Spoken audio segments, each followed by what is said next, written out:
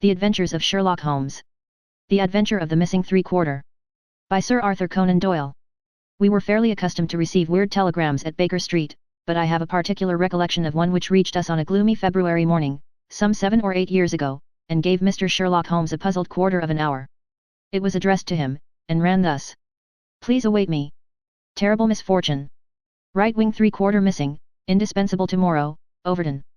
Strand postmark, and dispatched 10:36, said Holmes, reading it over and over. Mr. Overton was evidently considerably excited when he sent it, and somewhat incoherent in consequence. Well, he will be here, I dare say, by the time I have looked through the Times, and then we shall know all about it. Even the most insignificant problem would be welcome in these stagnant days. Things had indeed been very slow with us, and I had learned to dread such periods of inaction, for I knew by experience that my companion's brain was so abnormally active that it was dangerous to leave it without material upon which to work. For years I had gradually weaned him from that drug mania which had threatened once to check his remarkable career. Now I knew that under ordinary conditions he no longer craved for this artificial stimulus, but I was well aware that the fiend was not dead but sleeping, and I have known that the sleep was a light one and the waking near when in periods of idleness I have seen the drawn look upon Holmes' ascetic face, and the brooding of his deep-set and inscrutable eyes. Therefore I blessed this Mr. Overton, whoever he might be, since he had come with his enigmatic message to break that dangerous calm which brought more peril to my friend than all the storms of his tempestuous life. As we had expected, the telegram was soon followed by its sender, and the card of Mr. Cyril Overton, Trinity College, Cambridge, announced the arrival of an enormous young man, 16 stone of solid bone and muscle, who spanned the doorway with his broad shoulders, and looked from one of us to the other with a comely face which was haggard with anxiety. Mr. Sherlock Holmes. My companion bowed. I've been down to Scotland Yard, Mr. Holmes. I saw Inspector Stanley Hopkins.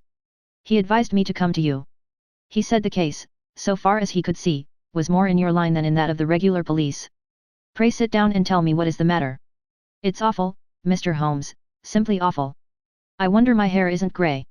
Godfrey Stanton, you've heard of him, of course? He's simply the hinge that the whole team turns on. I'd rather spare 2 from the pack, and have Godfrey for my three-quarter line.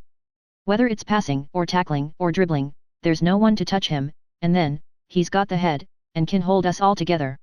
What am I to do? That's what I ask you, Mr. Holmes. There's Morehouse, first reserve, but he is trained as a half, and he always edges right in onto the scrum instead of keeping out on the touch line. He's a fine place kick, it's true, but then he has no judgment, and he can't sprint for nuts. Why, Morton or Johnson, the Oxford Flyers, could romp round him. Stevenson is fast enough, but he couldn't drop from the 25 line, and a three-quarter who can't either punt or drop isn't worth a place for pace alone. No, Mr. Holmes, we are done unless you can help me to find Godfrey Stanton. My friend had listened with amused surprise to this long speech, which was poured forth with extraordinary vigor and earnestness, every point being driven home by the slapping of a brawny hand upon the speaker's knee. When our visitor was silent, Holmes stretched out his hand and took down letter S of his commonplace book. For once he dug in vain into that mine of varied information. There is Arthur H. Stanton, the rising young forger, said he, and there was Henry Stanton, whom I helped to hang, but Godfrey Stanton is a new name to me. It was our visitor's turn to look surprised. Why, Mr. Holmes, I thought you knew things, said he. I suppose, then, if you have never heard of Godfrey Stanton, you don't know Cyril Overton either. Holmes shook his head good-humouredly. Great Scott, cried the athlete. Why, I was first reserve for England against Wales, and I've skippered the varsity all this year. But that's nothing. I didn't think there was a soul in England who didn't know Godfrey Stanton, the crack three-quarter, Cambridge, Blackheath, and 5 internationals, good Lord. Mr. Holmes, where have you lived? Holmes laughed at the young giant's naive astonishment. You live in a different world to me, Mr. Overton, a sweeter and healthier one. My ramifications stretch out into many sections of society, but never, I am happy to say, into amateur sport, which is the best and soundest thing in England. However, your unexpected visit this morning shows me that even in that world of fresh air and fair play, there may be work for me to do. So now, my good sir, I beg you to sit down and to tell me, slowly and quietly, exactly what it is that has occurred, and how you desire that I should help you. Young Overton's face assumed the bothered look of the man who is more accustomed to using his muscles than his wits, but by degrees, with many repetitions and obscurities which I may omit from his narrative, he laid his strange story before us. It's this way, Mr. Holmes. As I have said, I am the skipper of the rugger team of Cambridge Varsity, and Godfrey Stanton is my best man. Tomorrow we play Oxford. Yesterday we all came up, and we settled at Bentley's private hotel. At 10 o'clock I went round and saw that all the fellows had gone to roost, for I believe in strict training and plenty of sleep to keep a team fit. I had a word or two with Godfrey before he turned in. He seemed to me to be pale and bothered. I asked him what was the matter. He said he was all right, just a touch of headache. I bade him good night and left him. Half an hour later, the porter tells me that a rough-looking man with a beard called with a note for Godfrey. He had not gone to bed, and the note was taken to his room. Godfrey read it, and fell back in a chair as if he had been poleaxed. The porter was so scared that he was going to fetch me, but Godfrey stopped him, had a drink of water, and pulled himself together. Then he went downstairs, said a few words to the man who was waiting in the hall, and the two of them went off together. The last that the porter saw of them, they were almost running down the street in the direction of the Strand. This morning Godfrey's room was empty, his bed had never been slept in, and his things were all just as I had seen them the night before. He had gone off at a moment's notice with this stranger, and no word has come from him since. I don't believe he will ever come back. He was a sportsman, was Godfrey, down to his marrow, and he wouldn't have stopped his training and let in his skipper if it were not for some cause that was too strong for him. No, I feel as if he were gone for good, and we should never see him again. Sherlock Holmes listened with the deepest attention to this singular narrative. What did you do? He asked. I wired to Cambridge to learn if anything had been heard of him there. I have had an answer. No one has seen him. Could he have got back to Cambridge? Yes, there is a late train, 11:15. But, so far as you can ascertain, he did not take it. No, he has not been seen. What did you do next? I wired to Lord Mount James. Why to Lord Mount James? Godfrey is an orphan, and Lord Mount James is his nearest relative, his uncle, I believe. Indeed. This throws new light upon the matter. Lord Mount James is one of the richest men in England. So I've heard Godfrey say. And your friend was closely related? Yes, he was his heir, and the old boy is nearly 80, cram full of gout, too. They say he could chalk his billiard cue with his knuckles. He never allowed Godfrey a shilling in his life, for he is an absolute miser, but it will all come to him right enough. Have you heard from Lord Mount James? No. What motive could your friend have in going to Lord Mount James?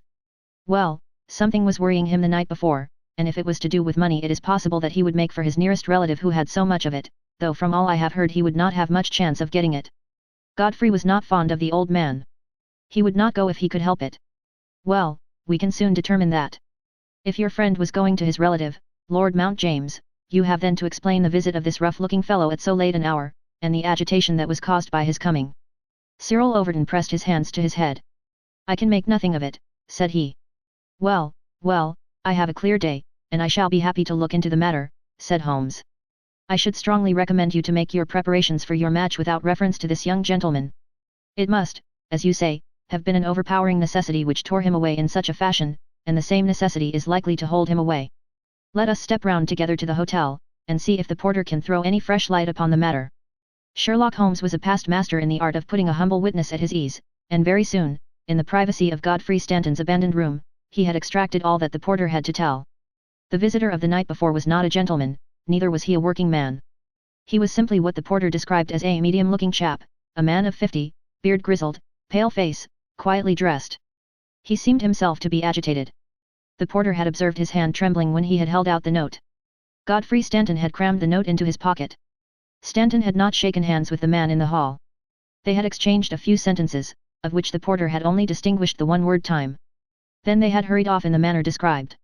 It was just 10:30 by the hall clock. Let me see, said Holmes, seating himself on Stanton's bed. You are the day porter, are you not? Yes, sir, I go off duty at 11. The night porter saw nothing, I suppose. No, sir, one theatre party came in late. No one else. Were you on duty all day yesterday? Yes, sir. Did you take any messages to Mr. Stanton? Yes, sir, one telegram. Ah, that's interesting. What o'clock was this? About 6. Where was Mr. Stanton when he received it? Here in his room. Were you present when he opened it? Yes, sir, I waited to see if there was an answer. Well, was there? Yes, sir, he wrote an answer. Did you take it? No, he took it himself. But he wrote it in your presence. Yes, sir. I was standing by the door, and he with his back turned at that table. When he had written it, he said, All right, porter, I will take this myself. What did he write it with? A pen, sir. Was the telegraphic form one of these on the table? Yes, sir, it was the top one. Holmes rose. Taking the forms, he carried them over to the window and carefully examined that which was uppermost. It is a pity he did not write in pencil, said he, throwing them down again with a shrug of disappointment. As you have no doubt frequently observed, Watson, the impression usually goes through, a fact which has dissolved many a happy marriage. However, I can find no trace here. I rejoice, however, to perceive that he wrote with a broad-pointed quill pen, and I can hardly doubt that we will find some impression upon this blotting pad. Ah, yes, surely this is the very thing. He tore off a strip of the blotting paper and turned towards us the following hieroglyphic.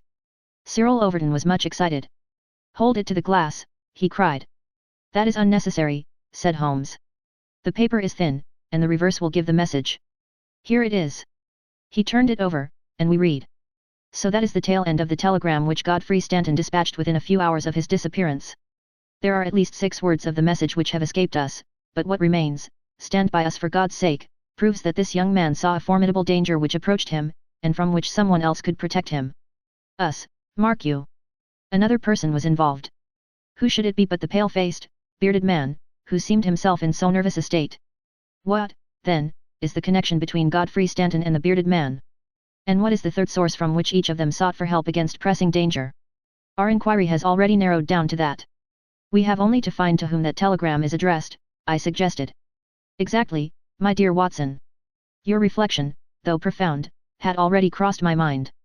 But I dare say it may have come to your notice that, if you walk into a post office and demand to see the counterfoil of another man's message, there may be some disinclination on the part of the officials to oblige you. There is so much red tape in these matters. However, I have no doubt that with a little delicacy and finesse the end may be attained. Meanwhile, I should like in your presence, Mr. Overton, to go through these papers which have been left upon the table. There were a number of letters, bills, and notebooks, which Holmes turned over and examined with quick, nervous fingers and darting, penetrating eyes. Nothing here, he said, at last. By the way, I suppose your friend was a healthy young fellow, nothing amiss with him. Sound as a bell. Have you ever known him ill? Not a day. He has been laid up with a hack, and once he slipped his kneecap, but that was nothing. Perhaps he was not so strong as you suppose. I should think he may have had some secret trouble. With your assent, I will put 1 or 2 of these papers in my pocket, in case they should bear upon our future inquiry. 1 moment, cried a querulous voice, and we looked up to find a queer little old man, jerking and twitching in the doorway. He was dressed in rusty black, with a very broad-brimmed top hat and a loose white necktie, the whole effect being that of a very rustic parson or of an undertaker's mute. Yet, in spite of his shabby and even absurd appearance, his voice had a sharp crackle, and his manner a quick intensity which commanded attention. Who are you, sir, and by what right do you touch this gentleman's papers? He asked. I am a private detective, and I am endeavoring to explain his disappearance. Oh, you are you? And who instructed you, et? This gentleman, Mr. Stanton's friend, was referred to me by Scotland Yard. Who are you, sir? I am Cyril Overton. Then it is you who sent me a telegram. My name is Lord Mount James. I came round as quickly as the Bayswater bus would bring me. So you have instructed a detective? Yes, sir. And are you prepared to meet the cost? I have no doubt, sir, that my friend Godfrey, when we find him, will be prepared to do that. But if he is never found, answer me that. In that case, no doubt his family. Nothing of the sort, sir, screamed the little man. Don't look to me for a penny, not a penny. You understand that, Mr. Detective. I am all the family that this young man has got, and I tell you that I am not responsible. If he has any expectations it is due to the fact that I have never wasted money, and I do not propose to begin to do so now. As to those papers with which you are making so free, I may tell you that in case there should be anything of any value among them, you will be held strictly to account for what you do with them. Very good, sir, said Sherlock Holmes. May I ask, in the meanwhile, whether you have yourself any theory to account for this young man's disappearance? No, sir, I have not. He is big enough and old enough to look after himself, and if he is so foolish as to lose himself, I entirely refuse to accept the responsibility of hunting for him. I quite understand your position, said Holmes, with a mischievous twinkle in his eyes.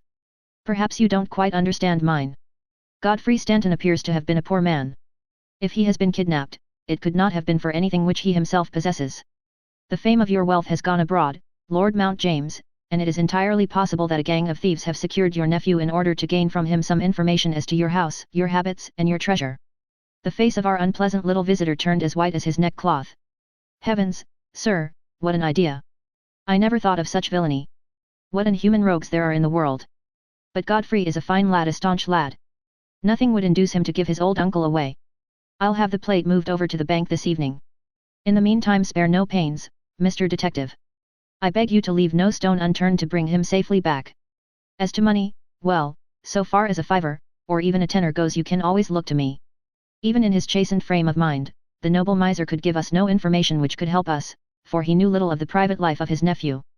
Our only clue lay in the truncated telegram, and with a copy of this in his hand Holmes set forth to find a second link for his chain. We had shaken off Lord Mount James, and Overton had gone to consult with the other members of his team over the misfortune which had befallen them. There was a telegraph office at a short distance from the hotel. We halted outside it. "It's worth trying, Watson," said Holmes. "Of course, with a warrant we could demand to see the counterfoils, but we have not reached that stage yet. I don't suppose they remember faces in so busy a place. Let us venture it." "I am sorry to trouble you," said he, in his blandest manner, to the young woman behind the grating, "there is some small mistake about a telegram I sent yesterday. I have had no answer, and I very much fear that I must have omitted to put my name at the end. Could you tell me if this was so?" The young woman turned over a sheaf of counterfoils. "What o'clock was it?" she asked. "A little after 6. Whom was it to?" Holmes put his finger to his lips and glanced at me. "The last words in it were 'for God's sake,'" he whispered, confidentially. "I am very anxious at getting no answer." The young woman separated one of the forms. "This is it." "There is no name," said she, smoothing it out upon the counter. "Then that, of course, accounts for my getting no answer," said Holmes. "Dear me, how very stupid of me, to be sure. Good morning, miss, and many thanks for having relieved my mind." He chuckled and rubbed his hands when we found ourselves in the street once more. "Well?" I asked. "We progress, my dear Watson, we progress. I had 7 different schemes for getting a glimpse of that telegram, but I could hardly hope to succeed the very first time." "And what have you gained?" "A starting point for our investigation." He hailed a cab. "King's Cross Station," said he. "We have a journey, then?" "Yes, I think we must run down to Cambridge together. All the indications seem to me to point in that direction." "Tell me," I asked, as we rattled up Gray's Inn Road, "have you any suspicion yet as to the cause of the disappearance? I don't think that among all our cases I have known one where the motives are more obscure. Surely you don't really imagine that he may be kidnapped in order to give information against his wealthy uncle?" "I confess, my dear Watson, that does not appeal to me as a very probable explanation. It struck me, however, as being the one which was most likely to interest that exceedingly unpleasant old person." "It certainly did that, but what are your alternatives?" "I could mention several. You must admit that it is curious and suggestive that this incident should occur on the eve of this important match, and should involve the only man whose presence seems essential to the success of the side. It may, of course, be a coincidence, but it is interesting. Amateur sport is free from betting, but a good deal of outside betting goes on among the public, and it is possible that it might be worth someone's while to get at a player as the ruffians of the turf get at a race-horse. There is one explanation. A second very obvious one is that this young man really is the heir of a great property, however modest his means may at present be, and it is not impossible that a plot to hold him for ransom might be concocted. These theories take no account of the telegram." "Quite true, Watson. The telegram still remains the only solid thing with which we have to deal, and we must not permit our attention to wander away from it. It is to gain light upon the purpose of this telegram that we are now upon our way to Cambridge. The path of our investigation is at present obscure, but I shall be very much surprised if before evening we have not cleared it up, or made a considerable advance along it." It was already dark when we reached the old university city.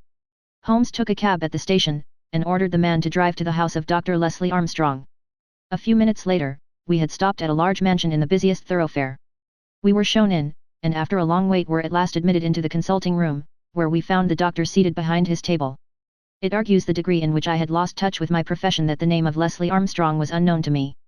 Now I am aware that he is not only one of the heads of the medical school of the university, but a thinker of European reputation in more than one branch of science. Yet even without knowing his brilliant record one could not fail to be impressed by a mere glance at the man, the square, massive face, the brooding eyes under the thatched brows, and the granite molding of the inflexible jaw. A man of deep character, a man with an alert mind, grim, ascetic, self-contained, formidable, so I read Dr. Leslie Armstrong. He held my friend's card in his hand, and he looked up with no very pleased expression upon his dour features. "I have heard your name, Mr. Sherlock Holmes, and I am aware of your profession, one of which I by no means approve.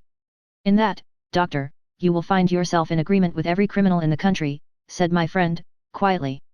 "So far as your efforts are directed towards the suppression of crime, sir, they must have the support of every reasonable member of the community, though I cannot doubt that the official machinery is amply sufficient for the purpose. Where your calling is more open to criticism is when you pry into the secrets of private individuals, when you rake up family matters which are better hidden, and when you incidentally waste the time of men who are more busy than yourself. At the present moment, for example, I should be writing a treatise instead of conversing with you.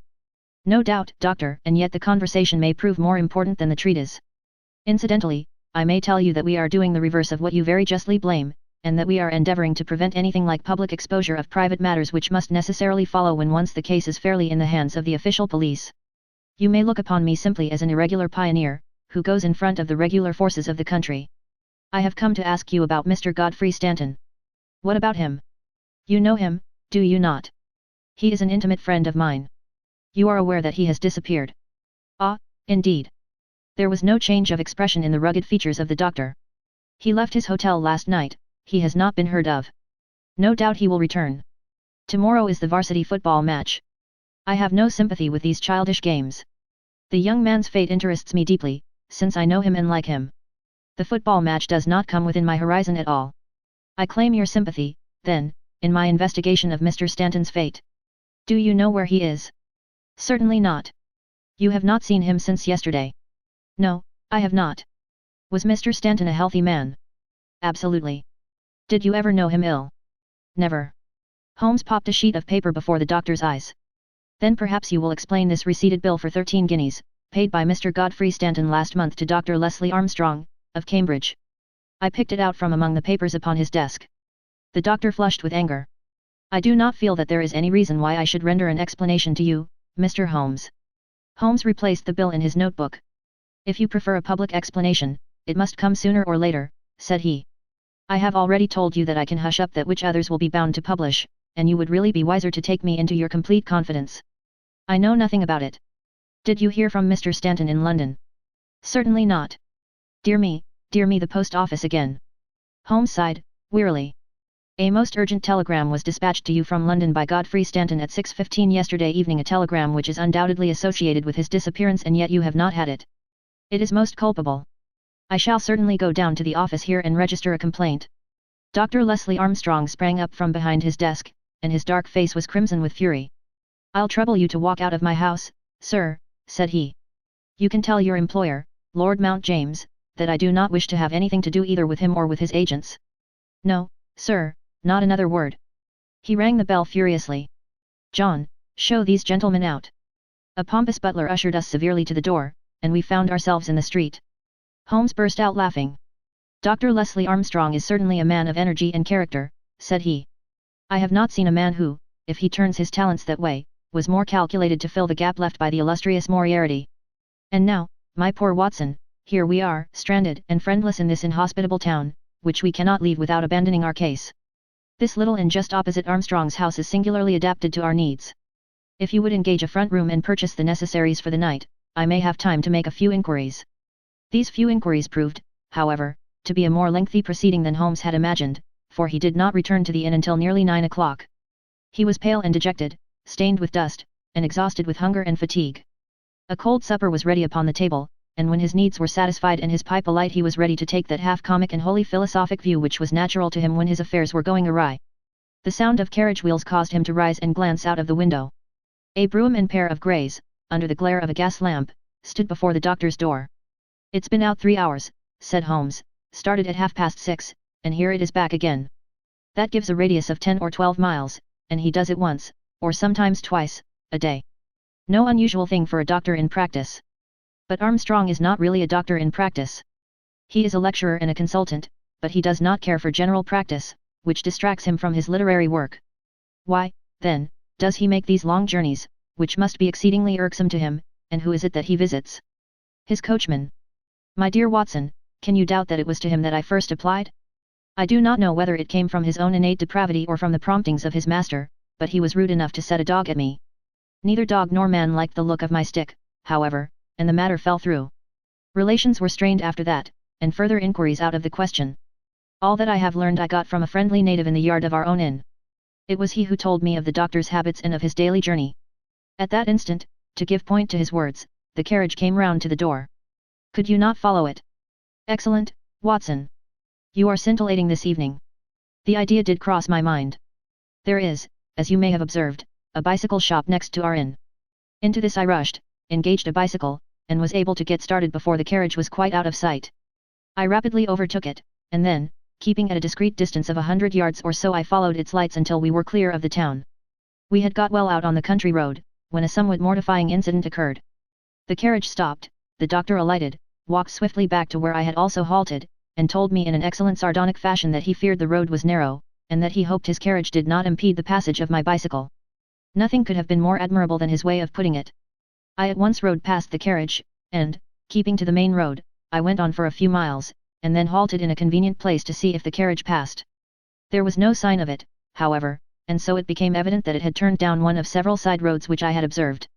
I rode back, but again saw nothing of the carriage, and now, as you perceive, it has returned after me.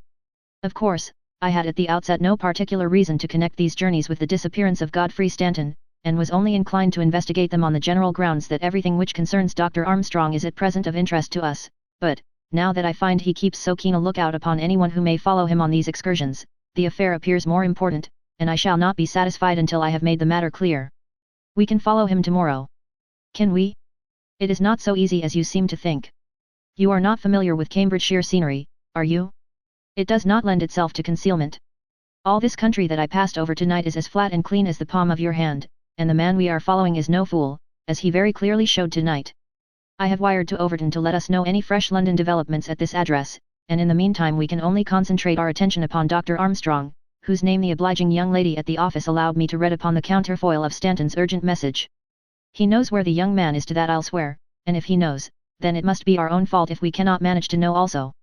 At present it must be admitted that the odd trick is in his possession, and, as you are aware, Watson, it is not my habit to leave the game in that condition. And yet the next day brought us no nearer to the solution of the mystery.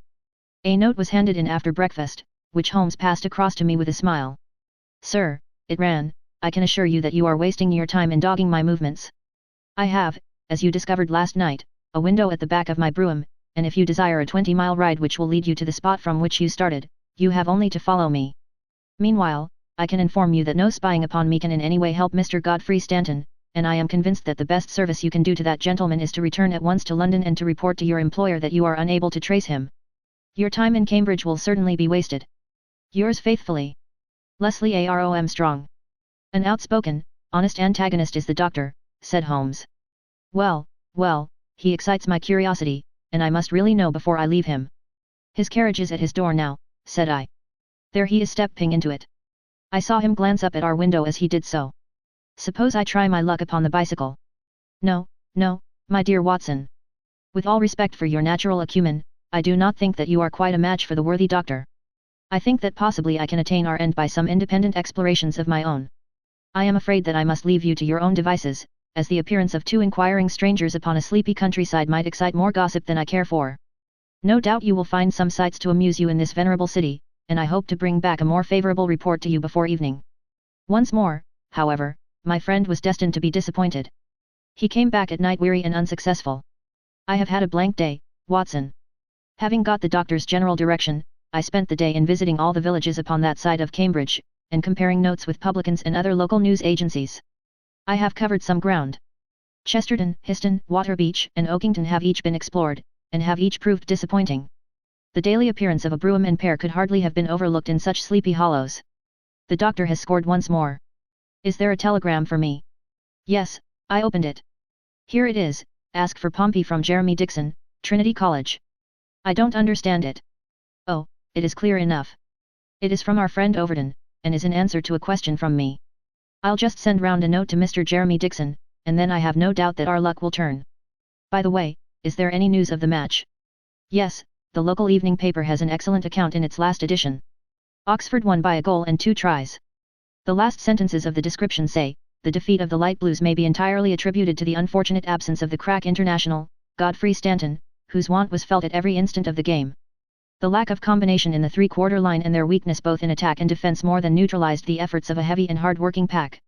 Then our friend Overton's forebodings have been justified, said Holmes. Personally I am in agreement with Dr. Armstrong, and football does not come within my horizon. Early to bed tonight, Watson, for I foresee that tomorrow may be an eventful day. I was horrified by my first glimpse of Holmes next morning, for he sat by the fire holding his tiny hypodermic syringe. I associated that instrument with the single weakness of his nature, and I feared the worst when I saw it glittering in his hand. He laughed at my expression of dismay, and laid it upon the table. No, no, my dear fellow, there is no cause for alarm. It is not upon this occasion the instrument of evil, but it will rather prove to be the key which will unlock our mystery. On this syringe I base all my hopes. I have just returned from a small scouting expedition, and everything is favorable. Eat a good breakfast, Watson, for I propose to get upon Dr. Armstrong's trail today, and once on it I will not stop for rest or food until I run him to his burrow. In that case, said I, we had best carry our breakfast with us, for he is making an early start. His carriage is at the door. Never mind. Let him go. He will be clever if he can drive where I cannot follow him. When you have finished, come downstairs with me, and I will introduce you to a detective who is a very eminent specialist in the work that lies before us. When we descended I followed Holmes into the stable yard, where he opened the door of a loose box and let out a squat, lop-eared, white and tan dog, something between a beagle and a foxhound. Let me introduce you to Pompey, said he. Pompey is the pride of the local draghounds, no very great flyer, as his build will show, but a staunch hound on a scent. Well, Pompey, you may not be fast, but I expect you will be too fast for a couple of middle-aged London gentlemen, so I will take the liberty of fastening this leather leash to your collar. Now, boy, come along, and show what you can do. He led him across to the doctor's door. The dog sniffed round for an instant, and then with a shrill whine of excitement started off down the street, tugging at his leash in his efforts to go faster. In half an hour, we were clear of the town and hastening down a country road. What have you done, Holmes? I asked. A threadbare and venerable device, but useful upon occasion. I walked into the doctor's yard this morning, and shot my syringe full of aniseed over the hind wheel. A draghound will follow aniseed from here to John O'Groats, and our friend, Armstrong, would have to drive through the chem before he would shake Pompey off his trail. Oh, the cunning rascal! This is how he gave me the slip the other night. The dog had suddenly turned out of the main road into a grass-grown lane. Half a mile farther this opened into another broad road, and the trail turned hard to the right in the direction of the town, which we had just quitted. The road took a sweep to the south of the town, and continued in the opposite direction to that in which we started. This detour has been entirely for our benefit, then, said Holmes. No wonder that my inquiries among those villages led to nothing. The doctor has certainly played the game for all it is worth, and one would like to know the reason for such elaborate deception. This should be the village of Trumpington to the right of us. And, by Jove! Here is the brougham coming round the corner. Quick, Watson, quick, or we are done. He sprang through a gate into a field, dragging the reluctant Pompey after him. We had hardly got under the shelter of the hedge when the carriage rattled past. I caught a glimpse of Dr. Armstrong within, his shoulders bowed, his head sunk on his hands, the very image of distress. I could tell, by my companion's graver face, that he also had seen. I caught a glimpse of Dr. Armstrong within. I fear there is some dark ending to our quest, said he. It cannot be long before we know it. Come, Pompey. Ah, it is the cottage in the field. There could be no doubt that we had reached the end of our journey. Pompey ran about and whined eagerly outside the gate, where the marks of the brougham's wheels were still to be seen. A footpath led across to the lonely cottage. Holmes tied the dog to the hedge, and we hastened onwards. My friend knocked at the little rustic door, and knocked again without response. And yet the cottage was not deserted, for a low sound came to our ears, a kind of drone of misery and despair, which was indescribably melancholy. Holmes paused irresolute, and then he glanced back at the road which he had just traversed. A brougham was coming down it, and there could be no mistaking those grey horses. By Jove, the doctor is coming back, cried Holmes. That settles it. We are bound to see what it means before he comes. He opened the door, and we stepped into the hall. The droning sound swelled louder upon our ears until it became one long, deep wail of distress. It came from upstairs. Holmes started up, and I followed him. He pushed open a half-closed door, and we both stood appalled at the sight before us. A woman, young and beautiful, was lying dead upon the bed. Her calm, pale face, with dim, wide-opened blue eyes, looked upwards from amid a great tangle of golden hair. At the foot of the bed, half sitting, half kneeling, his face buried in the clothes, was a young man, whose frame was racked by his sobs. So absorbed was he by his bitter grief, that he never looked up until Holmes' hand was on his shoulder. "Are you Mr. Godfrey Stanton?" "Yes, yes, I am, but you are too late. She is dead." The man was so dazed that he could not be made to understand that we were anything but doctors who had been sent to his assistance. Holmes was endeavouring to utter a few words of consolation, and to explain the alarm which had been caused to his friends by his sudden disappearance, when there was a step upon the stairs, and there was the heavy, stern, questioning face of Dr. Armstrong at the door. "So, gentlemen," said he, "you have attained your end, and have certainly chosen a particularly delicate moment for your intrusion. I would not brawl in the presence of death, but I can assure you that if I were a younger man your monstrous conduct would not pass with impunity. Excuse me, Dr. Armstrong, I think we are a little at cross purposes, said my friend, with dignity. If you could step downstairs with us, we may each be able to give some light to the other upon this miserable affair. A minute later, the grim doctor and ourselves were in the sitting room below. Well, sir, said he. I wish you to understand, in the first place, that I am not employed by Lord Mount James, and that my sympathies in this matter are entirely against that nobleman. When a man is lost it is my duty to ascertain his fate, but having done so the matter ends so far as I am concerned, and so long as there is nothing criminal, I am much more anxious to hush up private scandals than to give them publicity. If, as I imagine there is no breach of the law in this matter, you can absolutely depend upon my discretion and my cooperation in keeping the facts out of the papers. Dr. Armstrong took a quick step forward and wrung Holmes by the hand. You are a good fellow, said he. I had misjudged you. I thank heaven that my compunction at leaving poor Stanton all alone in this plight caused me to turn my carriage back, and so to make your acquaintance. Knowing as much as you do, the situation is very easily explained. A year ago Godfrey Stanton lodged in London for a time, and became passionately attached to his landlady's daughter, whom he married.